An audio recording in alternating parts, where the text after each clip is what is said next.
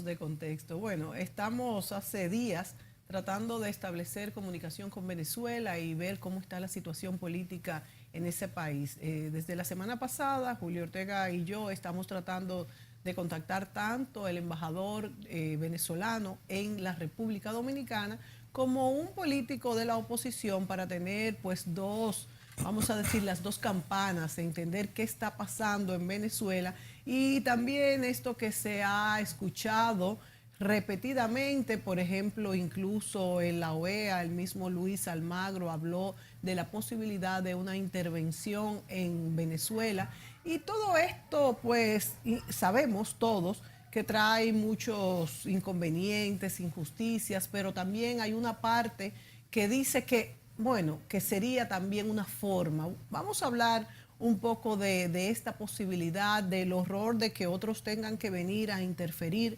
en lo que es la política interna de un país o otros lo ven como una necesidad.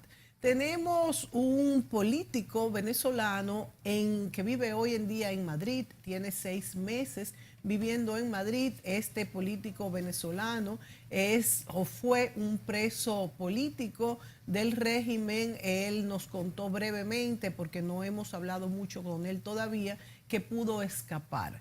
Es Sergio Contreras, quien estuvo en el gabinete de gobierno de Antonio Ledesma y en la Coordinación Nacional de Voluntad Popular, que es el partido de Freddy Guevara y Leopoldo López. Sergio, buenos días. Estás ahí escuchándonos, ¿verdad? Muy buenos días, gusto en estar en contacto con ustedes. Bien, en la introducción que hacía Mónica, eh, se, se puso de relieve el interés de este particular programa. Nosotros hemos hecho muchos programas sobre Venezuela, es un país muy cercano, es un país con el cual las relaciones de este país con Venezuela son históricas. De hecho, la población indígena que había aquí venía de Venezuela, los taínos. Y en los últimos años en el siglo XX ha sido muy intensa esa relación. Por eso nos preocupa tanto a los dominicanos lo que esté pasando en Venezuela.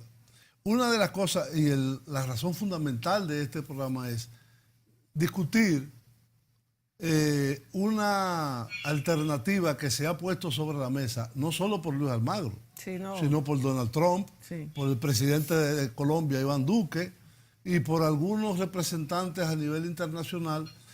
No así lo he escuchado de ningún político en Venezuela, de la oposición, de que una de las salidas posibles de la crisis institucional, económica y política que está viviendo el país sería una acción armada por parte de los Estados Unidos principalmente, o una combinación de unos países latinoamericanos. Evidentemente el más importante sería Colombia, por la frontera tan amplia que comparten ambos países y por la comunicación permanente que hay.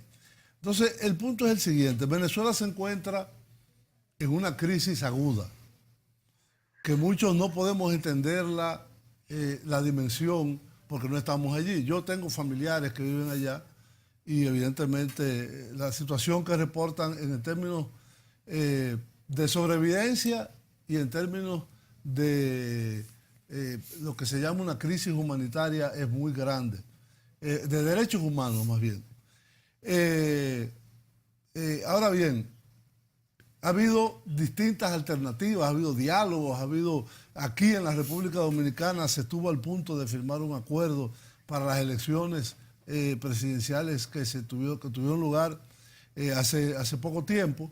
El punto es que se rompió todo esto y la situación ha vuelto como a un punto anterior o peor.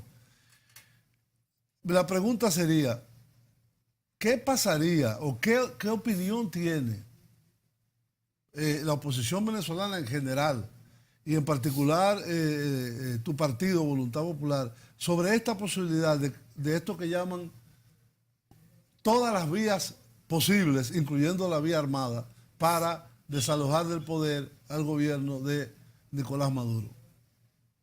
Bueno, yo creo que ningún venezolano, yo creo que ningún ciudadano quisiera que su país fuese intervenido militarmente por ninguna otra potencia extranjera.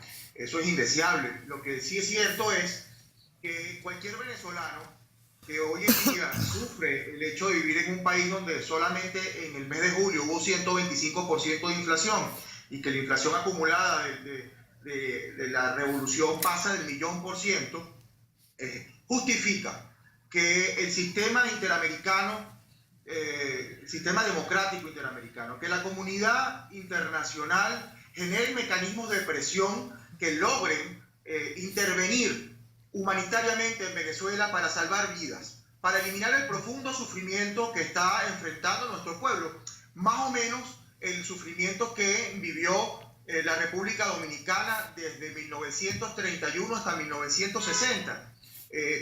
Eso que ustedes sufrieron con la masacre del Perejil, lo hemos visto los venezolanos en 18 años de profundo sufrimiento.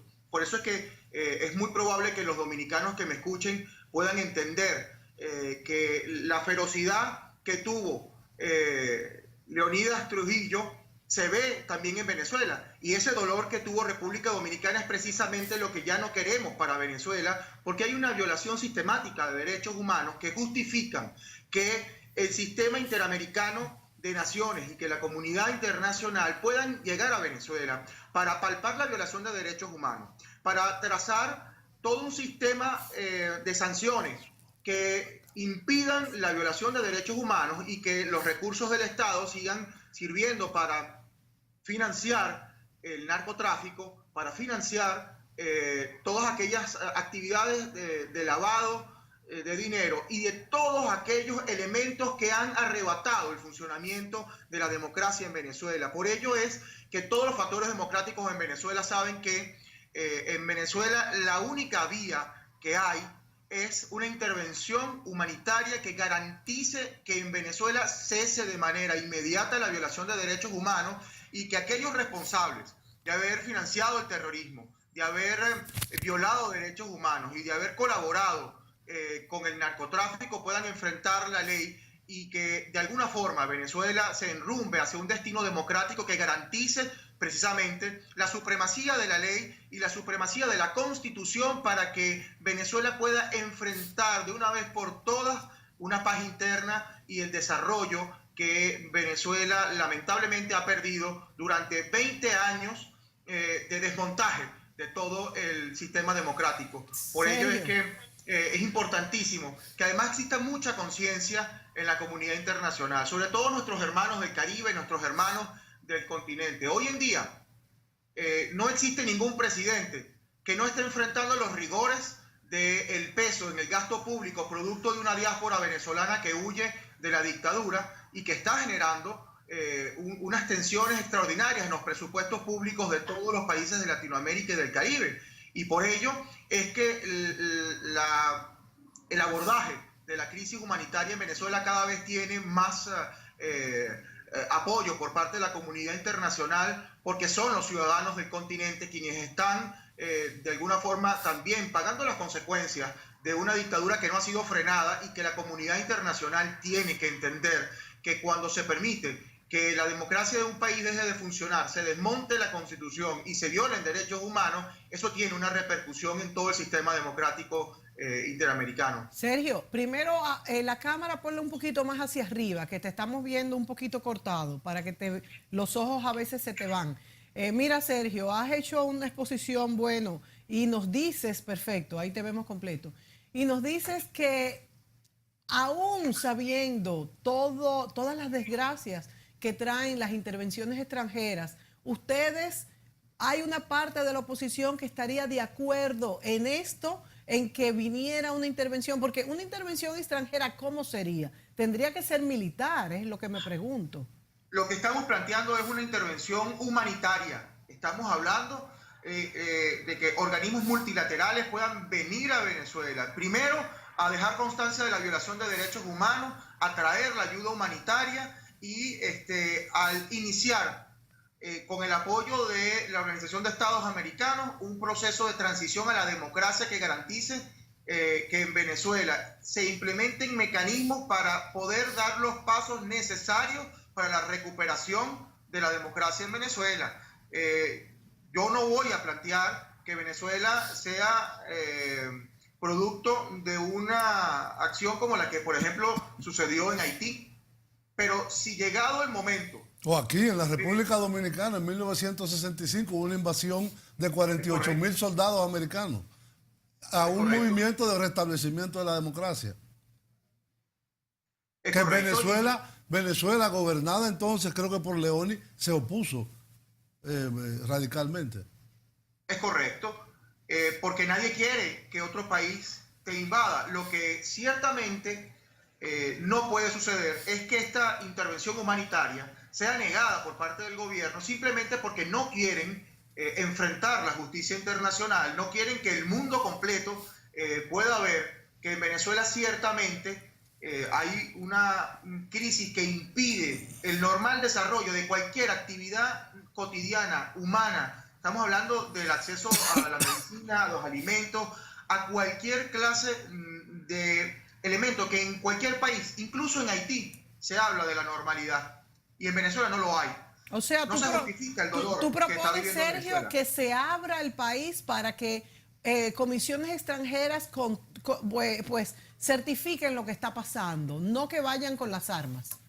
Yo no quiero que vayan con las armas. Yo lo que creo, y las fuerzas democráticas venezolanas lo que aspiran es a que se abra un corredor humanitario, que se deje constancia de lo que está pasando en Venezuela, pero que de inmediato, los organismos multilaterales inicien en Venezuela un proceso de transición a la democracia. Esto significa que Nicolás Maduro debe abandonar la presidencia de la República y que debe ser convocado a unas elecciones libres, amplias, democráticas, en la cual ningún funcionario público que haya ejercido funciones en la dictadura de Nicolás Maduro puede estar en el Consejo Nacional Electoral, ni en el Tribunal Supremo de Justicia, ni en ningún organismo público que pueda afectar el desarrollo de un proceso electoral que garantice que la sacrosanta voluntad del pueblo venezolano que ansía el cambio a la democracia pueda trastocar esos resultados. Venezuela tiene que ir a unas elecciones que sean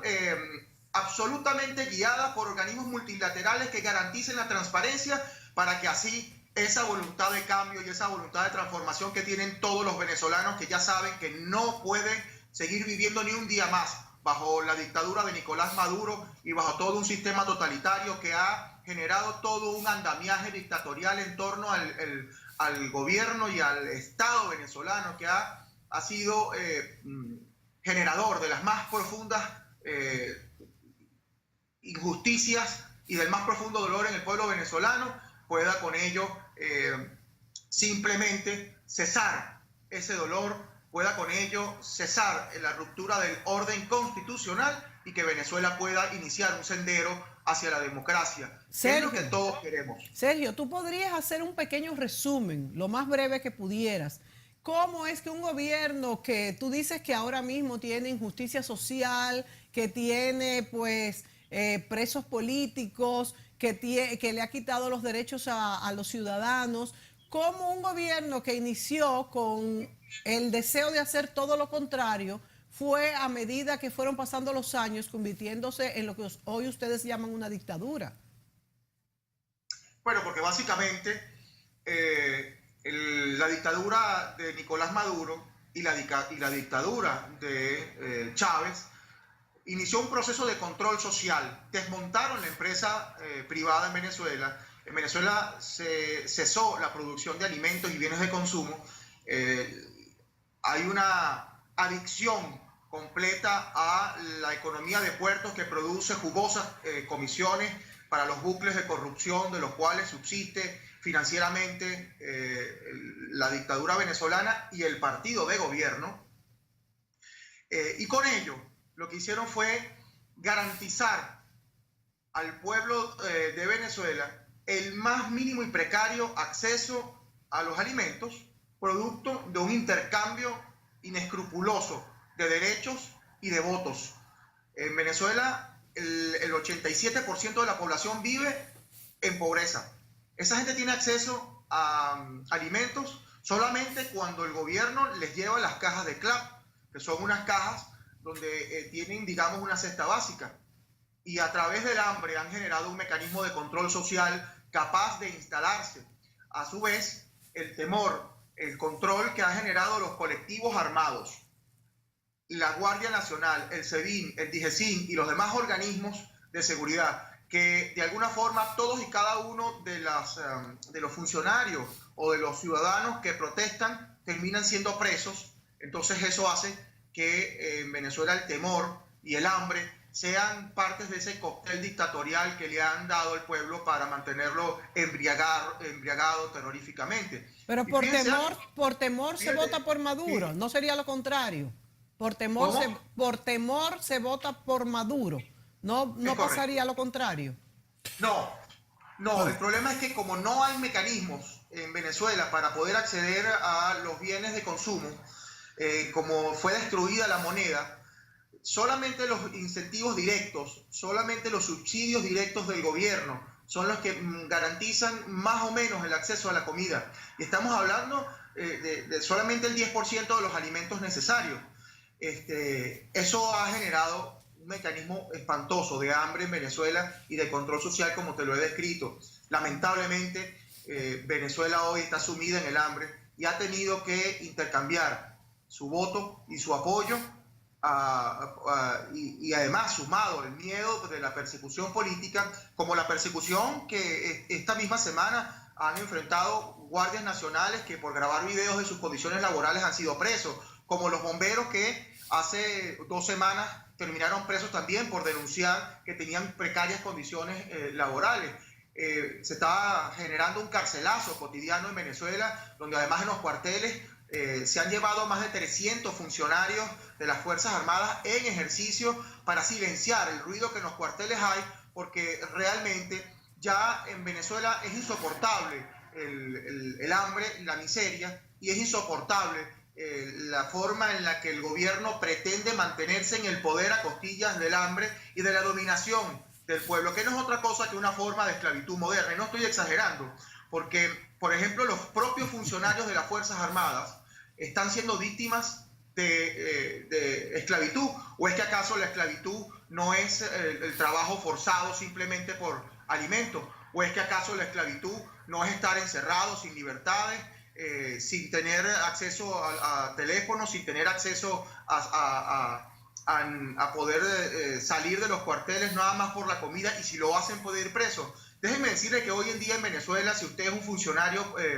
militar y decide casarse y se va de luna de miel, a usted lo hacen preso porque usted no va de luna de miel, sino que usted va a reunirse con el Departamento de Estado. Y en ese caso, y por esa clase de injusticias hay más de 300 casos, como le he dicho, como recientemente una capitana del ejército que le dio paludismo y se quedó en su casa por más de 30 días habiendo informado que tenía paludismo, y cuando llegó fue hecha presa por traición a la patria porque supuestamente había desertado. Entonces en Venezuela el pánico, los carcelazos han generado todo un sistema en el cual ha permitido atornillarse a Nicolás Maduro, y las dictaduras totalitarias terminan por generar eso hasta que se generan los puntos de quiebre, como en efecto creo que está sucediendo. Porque ya la mayoría de los venezolanos saben que no hay posibilidad material de que se pueda corregir el mal rumbo de la macroeconomía venezolana, que no hay forma de producir alimentos,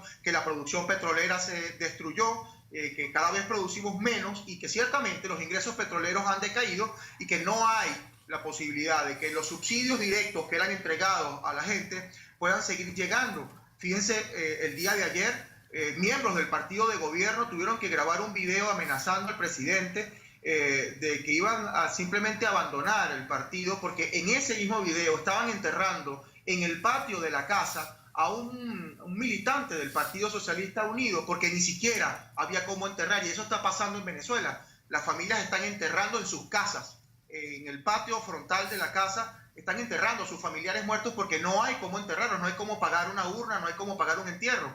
Entonces, todos aquellos sistemas, de alguna forma, que fueron implementados hasta hace muy poco, se han ido quebrando, producto de la insostenibilidad económica, financiera que tiene la dictadura de poder seguir manteniendo los subsidios directos a los venezolanos. Sergio, tenemos que irnos a una pausa y volvemos contigo en breve.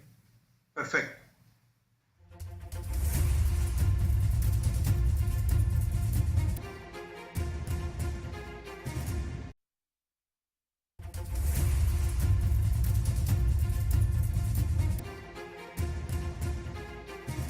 Bien, amigos, continuamos esta conversación vía Skype con Sergio Contreras, Que está en Madrid. que está en Madrid.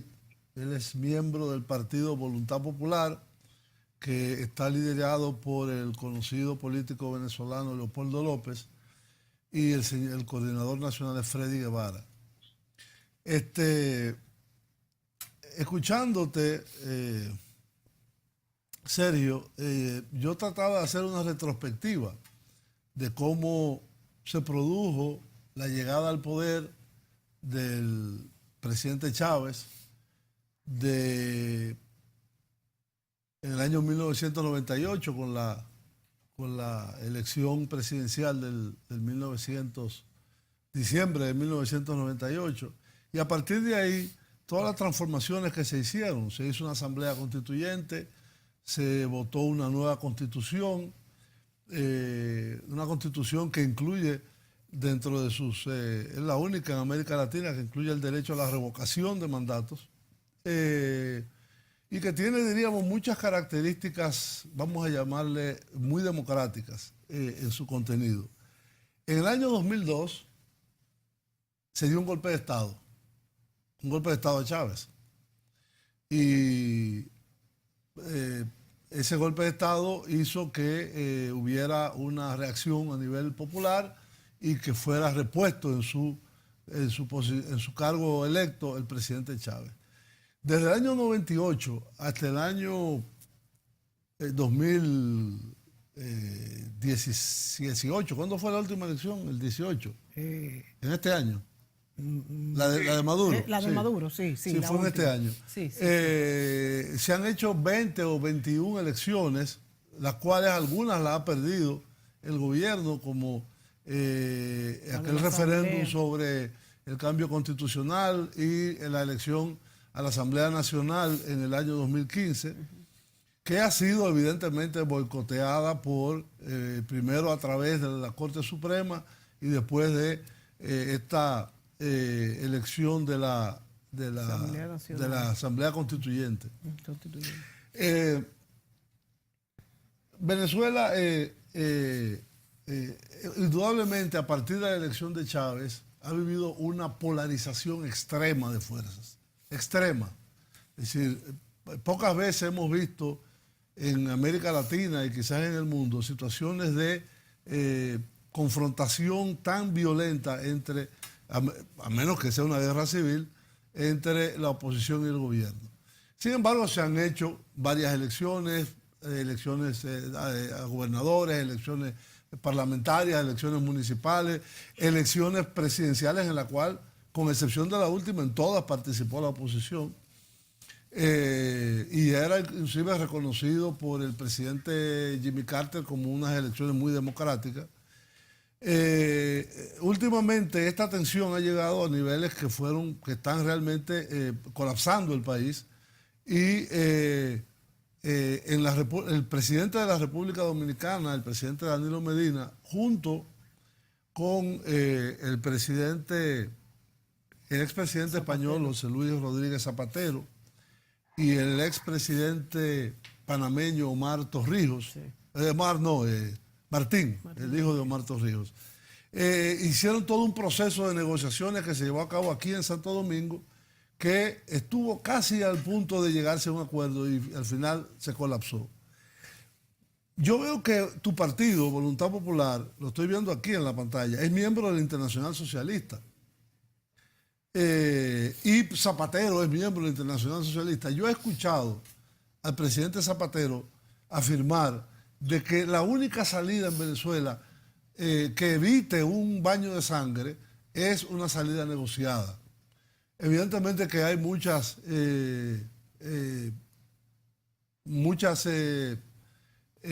reservas de la oposición y también del gobierno a esas negociaciones. pero él que participó en la primera fase de la mediación de UNASUR, donde también estuvo el expresidente dominicano Leonel Fernández, después en la segunda fase que fueron las negociaciones aquí en Santo Domingo, el presidente Rodríguez Zapatero insiste en que la única posibilidad de desbloquear la situación en Venezuela, de tener una elección democrática con participación plural y con condiciones de garantías democráticas, es a través de una negociación y no de una intervención. Es decir, claro, de intervención de la comunidad internacional en ayudar a esto, pero no en imponer este tipo de solución. ¿Cómo consideras tú esta opinión del presidente Zapatero? Bueno, si el presidente Zapatero tuviese algo de razón, pudiese ser solamente en el caso de que esa solución se hubiese presentado en la primera negociación que se dio. Ahora, cuando se da un diálogo y simplemente una parte burla a la otra y que todas y cada una de las peticiones de una de las partes, de la parte democrática, no son aceptadas y que los acuerdos que se llegan no son cumplidos, entonces es imposible llegar a otra fase de la negociación. Fueron 3 intentos de negociaciones. 3 intentos donde el presidente Zapatero o el expresidente Rodríguez Zapatero... Bueno, se le dice por cortesía al presidente, a los expresidentes. Aquí sí, tenemos esa costumbre. Sí. A mí no me incomoda decirle expresidente. No, esa es su condición. Sí. Lo cierto es que si en algo él hubiese querido colaborar, yo que tuve la oportunidad desde mi celda en Ramo Verde de verle entrar a Ramo Verde, si él hubiese querido de verdad colaborar, hubiese insistido en el hecho de que Nicolás Maduro accediera a las condiciones que se solicitaban. Primero, cambiar al Consejo Nacional Electoral, nombrar un Consejo Nacional Electoral amplio, democrático, que fuese compuesto no por representantes del gobierno, sino que tuviese una composición racional, normal, independientes de un lado y del otro, para garantizar la imparcialidad. Y se hubiesen convocado unas elecciones que permitiesen ir a una campaña electoral con las garantías electorales suficientes. Eso quiere decir que no se emplearan los recursos del Estado para la campaña electoral, que Maduro no pudiese usar las cadenas para hacer su campaña electoral y que existiese la garantía de que los resultados fuesen reconocidos por parte de Nicolás Maduro. Si eso se hubiese garantizado en la primera ocasión del diálogo, yo le puedo asegurar que todo lo que sufrió Venezuela en el año 2017 no hubiese sido una realidad. Ese dolor de los 151 venezolanos muertos, los 15.000 heridos y los 380 hermanos venezolanos que estuvimos presos, no hubiese sido una realidad. Entonces, es muy fácil decir que queremos ir a otro proceso de diálogo en el cual se garantiza esta vez, como las veces anteriores, que sí puede ser lo que evite un baño de sangre y básicamente es volver a lo mismo, es dilatar un proceso de salida.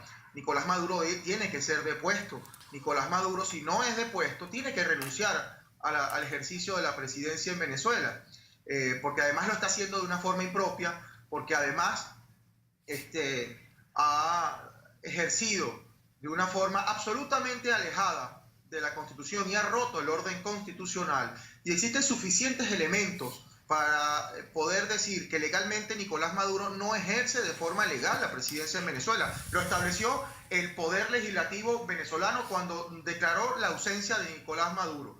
Y en todos y cada uno de los procesos en los cuales la Asamblea Nacional ha dictado la responsabilidad política de Nicolás Maduro.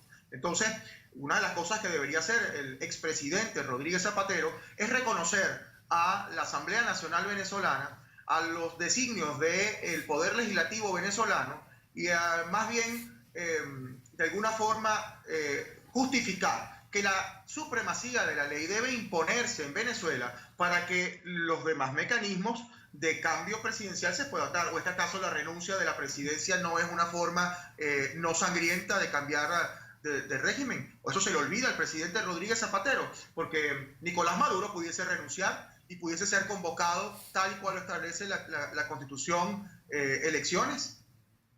Adelantadas. Eso es una de las formas. Elecciones adelantadas.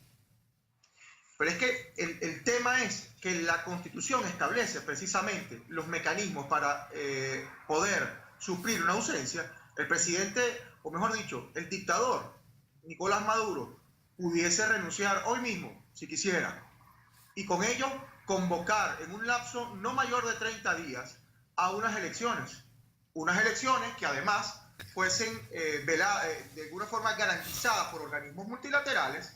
Eso fue una posibilidad desde el primer momento, desde la primera negociación. Sergio, nos tenemos que ir a la pausa y cuando volvamos yo quisiera que tú me explicaras un poquito por qué la Asamblea Nacional no fue aprobada. Se dice que por este problema que hubo con los diputados de Amazonas, pero a todo se empeoró después de esto. ¿Cuál fue el detonante de esta nueva Asamblea Constituyente que sustituyó a la que sí la ganó la oposición? No, ni siquiera la sustituyó, sino coexisten. Sí, coexisten, porque una está en el exterior y otra... No, están dentro. Están dentro, una parte del... En el mismo edificio. Yo no entiendo esto. Quisiera que tú me explicaras un poco esto después de la pausa. Volvemos.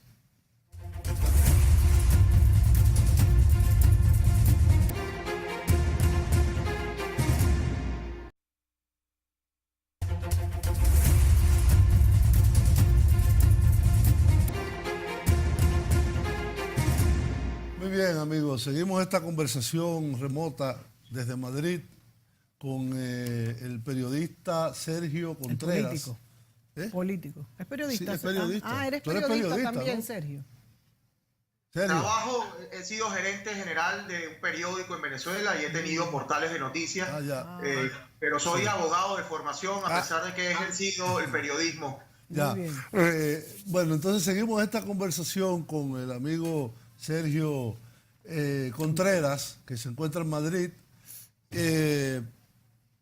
Estábamos conversando sobre qué salidas puede haber en Venezuela. Yo, como te digo, yo tengo familiares en Venezuela. Yo estuve casado con una venezolana. Tengo hijas venezolanas. Así que me liga mucho al país y conozco un poco. Yo le digo a mis familiares, mira, las alternativas, si se descarta una salida democrática, una salida electoral democrática, son o un golpe de Estado o una intervención extranjera y militar que obligue al gobierno a renunciar. Es decir, no hay nada más intermedio, no hay algo que sea como que él renuncia por voluntad propia o un movimiento tan masivo en las calles. He estado viendo de que en los últimos 100 días hay micro manifestaciones de trabajadores que están exigiendo mejorías en sus condiciones de trabajo por la hiperinflación que hay y lo difícil que se hace el día a día. Como tú decías, los bomberos, los maestros, todo tipo de profesiones hacen pequeñas manifestaciones que ya el día de hoy creo que son 103 días corridos que tiene en esto. Un movimiento gigantesco en las calles. Que llame de nuevo entonces al pueblo a votar si quiere que se vaya o no. Lo malo es que pueden hacer trampa en esto.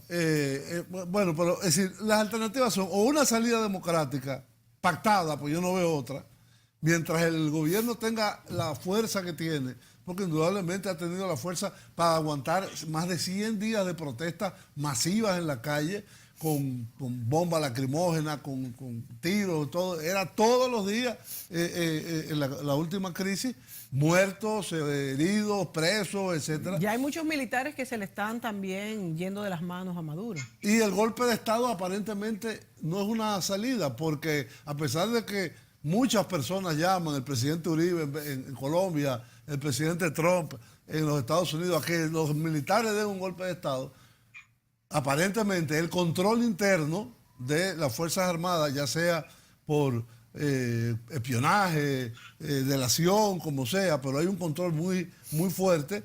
Yo no entendí nunca cómo la Guardia Nacional, los miembros de la Guardia Nacional en Venezuela, pudieron aguantar más de 100 días en la calle tirando bombas lacrimógenas, enfrentándose con la población, en conflicto que era el día entero. Y aún así no hubo una quiebra dentro de la Guardia Nacional ni dentro de las Fuerzas Armadas. Entonces, lo que yo veo es lo difícil que es plantear fuera de una intervención militar, que es lo que ha planteado Almagro, lo que ha planteado Trump, lo que ha planteado Uribe, lo que ha planteado Duque y otras fuerzas. De hecho, el Grupo de Lima es un grupo constituido por muchos países de América Latina y Canadá y algunos del Caribe, 12 países en particular, para tratar el caso de la crisis de Venezuela. Hizo una declaración rechazando la posibilidad de una intervención militar que fue firmada por todos menos por Colombia, por Canadá, algo muy extraño, y por Guyana, que es otro país fronterizo de Venezuela. Esos tres, con excepción de esos tres, los otros 9 firmaron la declaración. Entonces, es una situación que realmente la situación se deteriora, parece no tener fondo, no se ve el fondo. El gobierno ha tomado algunas medidas de tipo económico, de un programa monetario nuevo, etcétera, pero el deterioro se mantiene. No hay interlocución de ningún tipo. La inmigración también se mantiene, cada vez salen más venezolanos. Así es. Hay aproximadamente 1.600.000 venezolanos que han salido según el organismo de refugiados de las Naciones Unidas. Probablemente puede que sean más. En una población de 31 millones de habitantes, es bastante. Entonces, ¿cuáles son las alternativas, Sergio? ¿Cómo podría, diríamos, los latinoamericanos, que somos los más interesados, y la comunidad internacional, intervenir para que negociaciones, no digo como la de aquí, de Santo Domingo, sino cualquier otra, logre que se llegue a un pacto el cual se pueda prever un respeto a los derechos humanos, un mayor respeto a la institucionalidad democrática, el respeto a la Asamblea Nacional y eventualmente convocar en el mediano plazo o corto plazo unas elecciones presidenciales? Bueno, yo en primer lugar me gustaría precisarte que el número de la diáspora venezolana oficialmente ya trasciende a los 3.6 millones de venezolanos. Según el organismo de refugiados de Naciones Unidas, la ACNUR, es 1.6. Puede que sea más. Eso fue hasta el año pasado. Ahora. Pero bueno, ese no es el tema. El punto es, sean 1.6 o 3.6. Nada más en España hay 400.000 venezolanos. Nada más en España. Pero hay muchos que tienen nacionalidad española. De ellos aproximadamente 200.000, sí. Pero son nietos de españoles. Lo que sí quisiera decirte es que 35.000 venezolanos salen por el puente internacional Simón Bolívar. ¿Cuántos? Para recorrer por lo menos 3.000 kilómetros caminando. 35.000. Diarios. Diarios. Y eso lo vi yo con mis propios ojos, porque justo por ahí fue donde yo logré salir de Venezuela cuando decidí escapar del proceso judicial en el que me encontraba. Lo otro que te quería precisar es que el punto clave que detona la creación de la Asamblea Nacional Constituyente fue precisamente la medida de la Asamblea Nacional, una vez que queda electa, de comunicarse con todas las embajadas de la representación internacional para establecer que todos y cada uno de aquellos convenios que generaran operaciones de crédito público entre la República de Venezuela con otros países no sería reconocida por parte de la Asamblea Nacional, y que aquellos acuerdos que generaran precisamente endeudamiento no serían reconocidos a futuro cuando Venezuela estuviese en democracia. Eso generó una primera y rotunda reacción de la República Popular de China. La República Popular de China automáticamente frenó un crédito que estaba ya encaminado a ser aprobado, y se justifica precisamente en que no hay una aprobación del legislativo.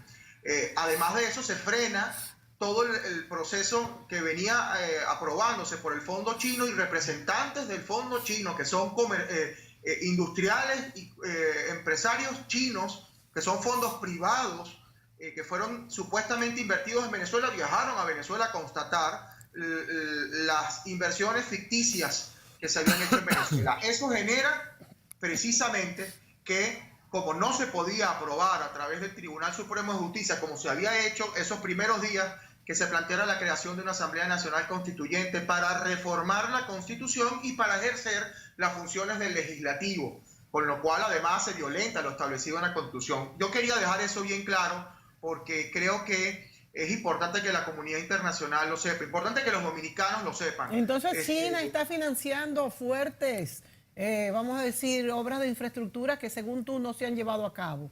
Y tienen ustedes estos préstamos con China y la Asamblea Nacional electa de la oposición no iba a pagar esto. Y... No solamente eso, es que, Mónica, la Comisión de Contraloría de la Asamblea Nacional hizo un estudio detallado de toda la inversión del fondo chino y de todas las obras de infraestructura que se iban a construir y que no fueron construidas. Se puede hablar de una macroestafa a los empresarios chinos por parte del Estado venezolano. Nos quedan 2 minutos, Sergio. Nos quedan 2 minutos. Bueno, yo quisiera finalizar primero agradeciéndole a todos los dominicanos que nos están escuchando la acogida que le han dado los venezolanos. Cada vez que se da un proceso masivo de migración, va gente buena y también va gente mala. Claro. Lo bueno es que en su gran mayoría los venezolanos están saliendo de Venezuela para buscar oportunidades y para abrazar tierras de libertades, y yo quisiera agradecer a todos aquellos hermanos latinoamericanos que están abrazando a los venezolanos, que les den oportunidades, porque no es otra cosa que una reivindicación histórica de los profundos lazos que Venezuela tiene con todo el continente y una reciprocidad con la solidaridad que algún día tuvimos. Así que, hermanos dominicanos, muchas gracias por el abrazo que le están dando a cada uno de los venezolanos. Y si desde alguna otra parte del mundo, otras personas de otros países nos están escuchando, créanme que nunca antes Venezuela había necesitado más de la solidaridad de la comunidad internacional, y los ciudadanos les pedimos que nos acojan con solidaridad. Y a los gobiernos, cada representante, cada diputado, senador, congresista, cada presidente que nos pueda estar escuchando, les pedimos como venezolanos y hermanos latinoamericanos que no cesen en imponer sanciones a aquellos que están violentando derechos humanos, que sepan que toda la presión de la comunidad internacional es garantía de que pueda recuperarse la democracia en Venezuela, la libertad de 380 venezolanos presos, la justicia para más de 15.000 personas que han sido heridas y han terminado muertas, y además de eso, para imponer un sistema democrático en toda Iberoamérica, en toda Latinoamérica, que garantice que los populismos no van a arrebatar nunca más la libertad ni en Venezuela ni en ningún otro país donde pueda ejercerse con buena voluntad los destinos de cada una de las naciones de Latinoamérica. Así que no dejen de tenderle la mano a los venezolanos y no dejen de imponer el sistema interamericano que garantice el contrapeso democrático en Venezuela y la recuperación de los espacios de la democracia, para que con ello la libertad pueda nuevamente florecer en Venezuela y que cada uno de los rincones de Venezuela sean unos surcos fecundos para que la esperanza, la libertad, la democracia y la justicia puedan nuevamente renacer y se vea en los ojos de cada uno de los hijos de Venezuela. Muchas gracias, Sergio, por venir a hacerte presente en este programa desde Madrid por Skype, para tú como política de la oposición, pues darnos una visión de lo que está pasando en Venezuela, que como tú muy bien dices, es una crisis humanitaria muy fuerte, y nosotros los dominicanos estamos pues viéndolo con todos estos migrantes que llegan cada día a la República Dominicana. Me hubiera gustado conocer un poco más de tu historia, de cómo llegaste a Madrid, pero se nos acabó el tiempo.